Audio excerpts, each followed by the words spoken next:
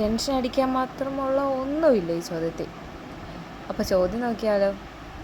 1/1/2017 ഞായറാഴ്ചയാണെങ്കിൽ 1/1/2022 ഏത് ദിവസമാണ്?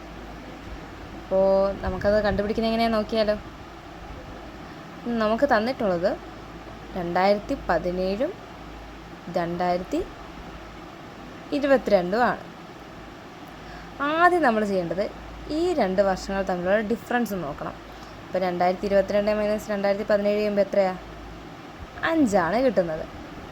അപ്പോൾ നമുക്ക് ഈ വർഷങ്ങൾക്കിടയിൽ ലീപ്പ് ഇയർ ഉണ്ടോ എന്ന് നോക്കണം. എങ്ങനെ നമുക്ക് ലീപ്പ് ഇയർ കണ്ടുപിടിക്കണ്ടേ? ലീപ്പ് ഇയർ കണ്ടുപിടിക്കണമെങ്കിൽ നമ്മുടെ ഈ വർഷങ്ങളുടെ ഏറ്റവും ലാസ്റ്റത്തെ 2 ഡിജിറ്റ് കണ്ടില്ലേ, അത് 4ൻ്റെ ഗുണിതഫലങ്ങളാണോ നോക്കിയാൽ മതി. ഇപ്പം 17 ഉണ്ടോ 4ൻ്റെ ടേബിള്? ഇല്ല.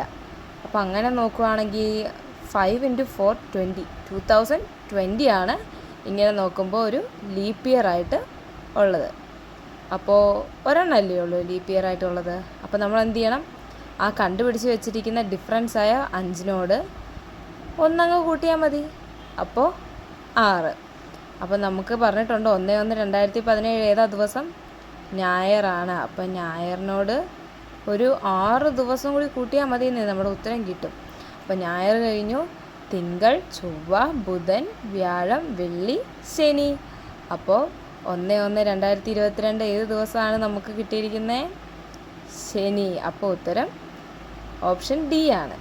അതുപോലെ തന്നെ ഈ ചോദ്യത്തിൻ്റെ ഉത്തരം ഒന്ന് കമൻറ്റ് ചെയ്തേക്കണേ.